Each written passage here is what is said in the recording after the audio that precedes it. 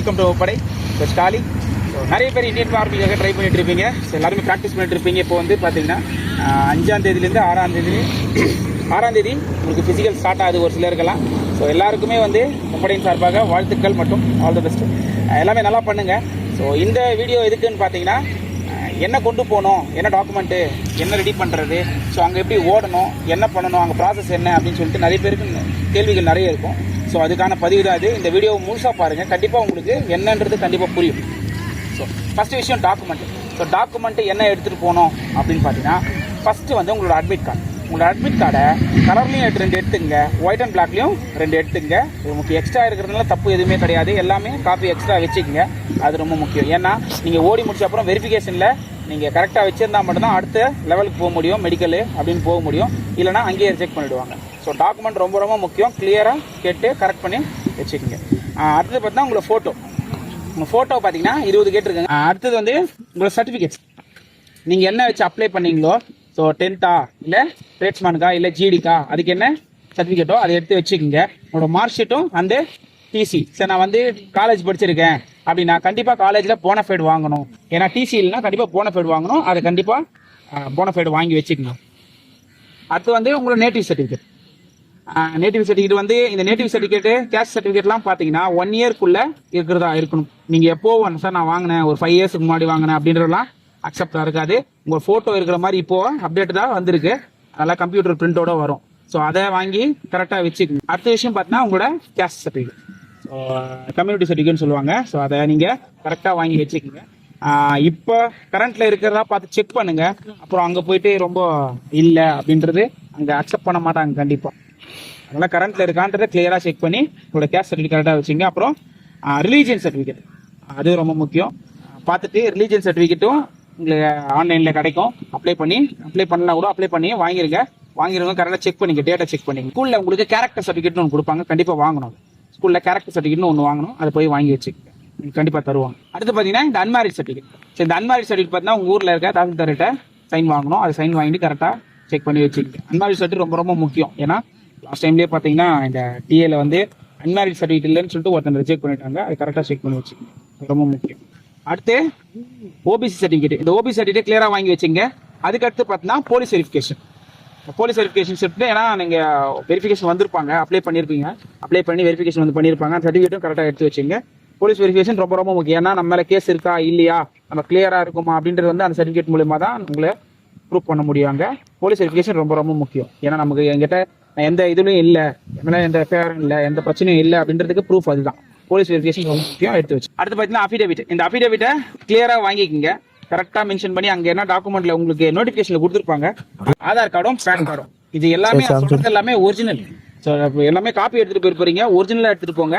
Original document verification தான் original தான் காட்டணும். அடுத்து உங்களோட பர்த் சர்டிஃபிகேட்டும் ஒரிஜினல் கொண்டு போங்க. ஏன்னா உங்களுக்கு என்ன ஏஜ்ன்றது அதில் தான் ப்ரூவ் பண்ண முடியும். இல்லை நான் மறுபடியும் சொல்கிறேன், டிசி இல்லை நான் காலேஜ் படிக்கல சார், நான் காலேஜ் முடிச்சிட்டேன் அப்படின்றவங்க உங்களோட காலேஜில் போனஃபைடு வாங்கி படிச்சுட்டு இருந்தால் போனஃபைடு கண்டிப்பாக வாங்கணும். போனஃபைடை கண்டிப்பாக எடுத்துகிட்டு போயிருங்க. அவ்வளோதான். அஃபிடேவிட்லாம் ரொம்ப கிளியராக செக் பண்ணி எடுத்துகிட்டு போங்க.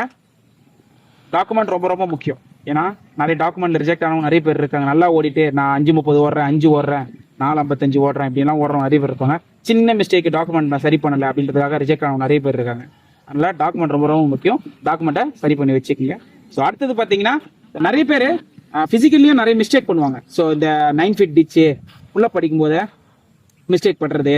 ஸோ அந்த ரன்னிங் ஓடும்போது நான் எப்படி ஸ்டார்ட் பண்ணுறது, ஓடும்போது ஃபர்ஸ்ட் ரவுண்ட் எப்படி ஓடலாம், எந்த பக்கம் ஸ்டார்ட் பண்ணலாம் அப்படின்ற நிறைய மிஸ்டேக்ஸ் இருக்கும். ஸோ அந்த மிஸ்டேக்ஸ் தான் இப்போ அடுத்து பார்க்க போகிறோம். என்னென்னு பார்க்கலாம். ஃபர்ஸ்ட் பார்த்தீங்கன்னா இந்த டிச் பார்த்தீங்கன்னா 9 feet 9 அடி ஒரு பள்ளம் இருக்கும், குழி இருக்கும். அந்த குழியை தாண்டி அந்த பக்கம் குதிக்கணும். ஸோ நிறைய பேருக்கு பயம் என்னன்னு பார்த்தீங்கன்னா, ஐயோ குழியா இருக்கே உள்ளே விழுந்துருமா அப்படின்னு சொல்லிட்டு டவுட்டாக இருப்பீங்க. நல்லா புரிஞ்சு 9 அடி தான். 9 அடினா ஒரு 3 மீட்டர் தாண்டலாம் ஒரு பெரிய விஷயமே கிடையாது. ரொம்ப சிம்பிளாக தாண்டிடலாம்.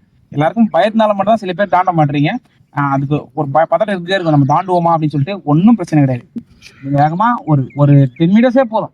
வேகமாக ஓடி இருப்பீங்க. ஒரு காலில் டேக்கப் எடுத்து அங்கே 2 காலில் லேண்ட் ஆக போறீங்க. அவ்வளோதான், சிம்பிள். நிறைய பேர் படுற மிஸ்டேக் என்னன்னு பார்த்தீங்கன்னா, ஓடி வந்து 2 காலில் டேக்கப் படிப்பீங்க. ஸோ கண்டிப்பாக 2 காலில் டேக்கப் படிச்சா தாண்ட முடியுமான்னு டவுட்டு தான். 2 காலில் டேக்கப் படிக்கக்கூடாது, ஒரு காலில் தான். உங்களுக்கு எது கம்ஃபர்டபுளாக இருக்கும் ஒரு லெக், அது ரைட்டோ லெஃப்ட். வேகமாக ஓடி வந்து ஒரு காலை டேக் பண்ணிட்டு 2 காலில் லேண்ட் பண்ண போறீங்க, அவ்வளோதான். நெக்ஸ்ட் பார்த்தீங்கன்னா புல்லப்ஸ். இந்த புல்லப்ஸ் வந்து அண்டர் கிரிப் அப் அப்படின்னு சொல்லுவாங்க. சரி, நீங்கள் கிட்ட வந்துட்ட பிறகு ஹோல்டிங்க இந்த இது மாதிரி பிடிக்கணும். இப்படி இல்லை, இது மாதிரி பிடிக்கணும். நீங்கள் பிடிக்கும் போது உங்களுக்கு கால் தட்டுப்படுச்சு அப்படின்னா ஓகேவா, கால் அப்படி மடைக்கும். ஓகேங்களா, காலை மடைக்கிட்டு புல்லப் போகும்போது இது பாருங்கள், இவ்வளோ மேலே போனோம், கீழே இருக்கக்கூடாது. இது சின்ன லாக் பண்ணுறேன் அப்படின்னா கண்டிப்பாக அக்செப்ட் பண்ண மாட்டாங்க. கீழே வரும்போது எல்போ கண்டிப்பாக ஸ்ட்ரெயிட்டாக இருக்கணும், பெண்டாக இருக்கக்கூடாது. ஓகேங்களா. ஸோ புல்லப் படிக்கும்போது இந்த கால் ஸ்ட்ரெயிட்டாக இருக்கணும், பாடி ஸ்ட்ரெயிட்டாக இருக்கணும், இது எல்போவும் ஸ்ட்ரெயிட்டாக இருக்கணும், மடக்கக்கூடாது. ரெடி அப். இந்த சின்ன மேலே போயிருக்கணும், அந்த பாருக்கு மேலே சின் போகணும். இதுதான் கவுண்டிங். 1 டவுன். கீழே இறங்கும் போதும் எல்போ ஸ்ட்ரெயிட்டாக தான் இருக்கணும், பெண்ட் ஆகக்கூடாது. காலும் ஸ்ட்ரெயிட்டாக தான் இருக்கும். 2 டவுன். ஸோ நெக்ஸ்ட் பார்த்தீங்கன்னா நம்ம ட்ராக்ல எப்படி ஓடுறதை கொஞ்சம் பார்க்கலாம். ஸோ ட்ராக்ல ஃபர்ஸ்ட் பார்த்தீங்கன்னா நம்ம ஸ்டார்டிங் பாயிண்ட் இல்லை. ஸோ இந்த இடத்துல ஸ்டார்டிங் பாயிண்ட்டும் ஃபினிஷிங்கும் இதான். ஏன்னா இது நான் 24 ஹவர்ஸ் கொஞ்சம் 4 மினிட் ட்ராக் எல்லாருமே 4 மினிட் தான் இருக்கும். 4 மினிட் ட்ராக்ல 4 மினிட் ஓடலாம், 5 மினிட் வரும். ஸோ ஸ்டார்டிங் பாயிண்ட் இங்கே தான், ஃபினிஷிங்கும் இங்கே தான் இருக்கும். ஸோ இங்க இருந்து உங்களை உட்கார வைப்பாங்க. ஸோ இங்கிருந்து இங்க வந்து எழுதிங்க ஆளு மார்க்கெல்லாம் சொல்ல மாட்டாங்க, எழுப்பா அப்படின்னு சொல்லிட்டு விசில் பண்ணாங்கன்னா ஸ்டார்ட் பண்ணுற மாதிரி இருக்கும். ஸோ அப்போ ஸ்டார்ட் பண்ணிட்டு உங்க உள்ள ஒரு 250 பேர் போடுவோம். 250 பேர் போடும்போது நிறைய பேர் இந்த இடத்துல என்ன எழுதலாம், சென்ட்ல எழுதலாம். எழுத உடனே எப்படி ஓடணும் அப்படின்னு பண்ணாங்க. நிறைய பேர் பண்ண மிஸ்டேக் என்னன்னா, இங்க கம்மியா ஓடுறது, ஏன்னா கிட்டவே ஓடிக்கலாம், சர்க்குலேஷன் அப்படின்னு சொல்லிட்டு இந்த இன்னர்லயே ஸ்டார்ட் பண்ணுவீங்க. ஸோ இன்னர்ல வந்து எல்லாருக்கும் அதே மைண்ட் செட் ஆயிருக்கும். ஃபர்ஸ்ட் கிட்டவே ஓடிக்கலாம், கரெக்டா தெரிஞ்சவங்க கரெக்டான கைடன்ஸ் இருக்கவங்க என்ன பண்ணுவாங்கன்னா எழுத ஓடுங்க, இல்ல அவுட்ல ஓடிட்டு ஃபர்ஸ்ட் ஸ்டார்டிங் அவுட்ல ஓடணும். ஃபர்ஸ்ட் ஏன்னா அவுட்ல ரொம்ப முடியாது, எல்லாருமே ஸ்டார்ட் பண்ணி சொல்லுவாங்க ஆடுங்க ஓடுவாங்க அப்படின்னு. அந்த மாதிரி எல்லாருமே என்ன ட்ராக்னா ஓடணும்னு நினைப்பாங்க. ஸோ நீங்க புதுசா இருக்கமா இருக்குமா, ஃபர்ஸ்ட் அவுட் பண்ண கேட்டோன்னே அவுட்ல ஓடணும். ரொம்ப பெருசெல்லாம் இருக்காது, அது உடனாவது 20 மீட்டர் 25 மீட்டர் தான் எக்ஸ்ட்ரா ஆகும். அவ்வளவுதான். நீங்க அவங்க ட்ராக்ல ஓடுனீங்கன்னா ஒரு ரவுண்ட் அடி போக தெரியும். இதுல வந்து நல்லா ஓடுறதுன்னா ஒரு டிராப் பண்ணிட்டே போவாங்க. ஸோ இப்பதான் ஸ்டார்ட் பண்றாங்க, சும்மா அட்டன் பண்றவங்க அவங்கலாம் பாத்தீங்கன்னா அந்த ஒரு ரவுண்ட் பாதிக்கவே கிடையாது. ஸோ அப்போ உங்களுக்கு கேப் கிடைக்கும்.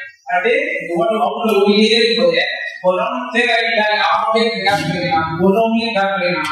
ஸோ உங்களுக்கு கேப் கிடைக்கும். கேப் கிடைக்கும் போது சடனா அதே டிராப் பண்ணிட்டு அதே டிராப் பண்ணி கொஞ்சம் கொஞ்சமா இன்டர் எடுத்து வேணாம்னு சொல்லுவாங்க.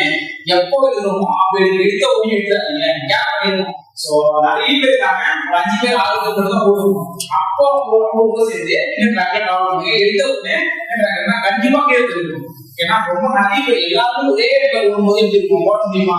ஒண்ணு ஸ்லோவா ஓடுவீங்க, ஸ்லோவா ஜஸ்ட் ஜெட் பண்றாங்க. ஏன்னா முன்னாடி ஓடுனா மட்டும் ஓட முடியும், அதனால ஸ்லோ ஜெட் பண்றாங்க.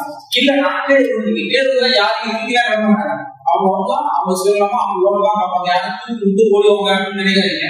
கேடுதான் ரொம்ப நடும், சரிங்களா? அதனால என்ன ட்ராக் ஃபர்ஸ்ட் எடுத்தோடனே ட்ராக் பண்றீங்க. ஒரு ரவுண்ட் போகுது, ஒரு ரவுண்ட் ஓடிட்டு அதுக்கப்புறம் உங்களுக்கு கேப் இருக்கும். அது ஒரு ரவுண்டோ இல்லை 6 ரவுண்டோ உங்களுக்கு தெரியும் இந்த கேப் போகலாம்னு சொல்லிட்டு அப்போ என்ன ட்ராக்ல வந்து இது ரவுண்டை கம்ப்ளீட் பண்ணிட்டு பாருங்க. இந்த இடத்துல ஃபினிஷிங் பண்ணிட்டு ஸ்டார்டிங்கோ அதெல்லாம் ஃபினிஷிங் 4 ரவுண்ட்ஸ் இந்த 4 ரவுண்ட் இருக்காங்க.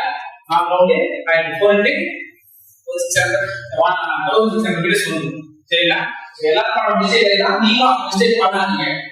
எல்லாமே நல்லா பண்ணுங்க. எல்லாருக்குமே முப்படை சார்பாக எல்லாருக்குமே ஆல் தி பெஸ்ட், வாழ்த்துக்கள். நல்லா புரிஞ்சுக்கங்க.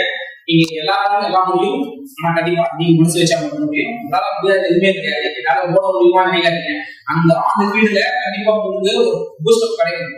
ஏன்னா அந்த இடத்துல ஆர்மி மேட்ச் ஆர்மி ட்ரெஸ் பார்த்து அந்த இடத்துல ஒரு வேலை கிடையாது, அந்த அரேஞ்ச்மெண்ட்ஸ் எல்லாம் பார்த்து கண்டிப்பா உங்களுக்கு பூஸ்டப் கிடைக்கும். கண்டிப்பா நல்லா பண்ணலாம், உங்களால முடியும் அப்படின்னு நீங்க நம்பணும். நீங்க நம்பினா மட்டும் தான் முடியும். நீங்க வந்து யாரோ ஒரு நம்புறாங்கலாம் கிடையாது, நீங்க நம்பினா மட்டும் தான் முடியும். உங்களை நீங்க நம்புங்க, அதுதான் ரொம்ப முக்கியம். யாரோ யாரும் நம்பல அப்படின்னா முழுமையா நம்புங்க. உங்களோட போராட்டம் வந்து கடைசி வரைக்கும் ஒரு பொருளை கூட தனக்கான போராட்டத்தை தனக்கான பொருள் தேவைதான் போராட்டம் பண்ணிதான் அழுகை நாளையில அனுபவிச்சவங்க மட்டும் தான் வாங்குது. அப்போ எல்லாம் மனித வாழ்க்கையில கண்டிப்பா போராட்டம் இருக்கணும். போராட்டம் நீங்க 1000 எக்ஸாம் முடிச்சு பேட்ச் அடிக்கிற வரைக்கும் இருக்கணும். அது வரைக்கும் போராட்டம் அலட்சியம் நினைக்காதீங்க. எப்பவும் நல்லா ஒருத்தர் முந்தி உங்களை ஓடுறாங்கன்னா உங்கள்கிட்ட ஒரு அடி வாங்குறீங்க, நீங்க திருப்பி அடிக்க போறீங்களா இல்ல கடைசி வரைக்கும் அடி வேலையே இருக்கீங்களான்னு பாத்துங்க. நீதான் நான் மட்டும் தான் ராஜாங்கிறது வேற, நான் ராஜா அப்படின்றது நம்ம உயர்த்தியும் நான் மேல வச்சு நம்பிக்கை இருந்தாங்க. அதனால நான் ராஜா நினைச்சு போட்டு கண்டிப்பா சூப்பரா பண்ணலாம். எல்லாருக்கும் ஆல் தி பெஸ்ட். தன்னம்பிக்கை மட்டுமே உயர்த்தும்.